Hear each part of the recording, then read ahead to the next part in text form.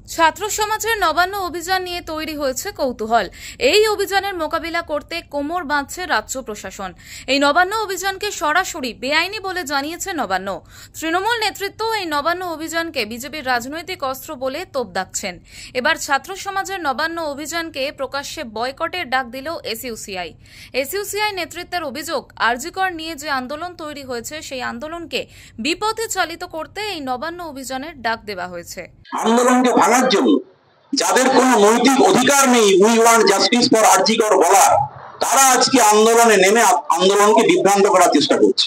আমরা মনে করি পশ্চিমবাংলার গণতান্ত্রিক ছাত্র সমাজ, গণতন্ত্রপ্রিয় ছাত্র সমাজ এই ধরনের একটি ঘৃণ্য বিচ্ছিন্নতাবাদী শক্তিকে, যদিও আগামীকাল একটি পরীক্ষা আছে, নিট পরীক্ষা আছে, সেই পরীক্ষার দিনেই তারা এতটাই ছাত্র সমাজ থেকে বিচ্ছিন্ন, তারা সেই পরীক্ষার দিনে এরকম একটা আন্দোলনের কর্মসূচি ডেকেছে।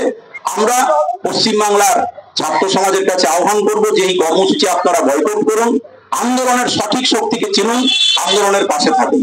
কলকাতা থেকে সঞ্জয় রায়চৌধুরীর রিপোর্ট, ওঙ্কার বাংলা।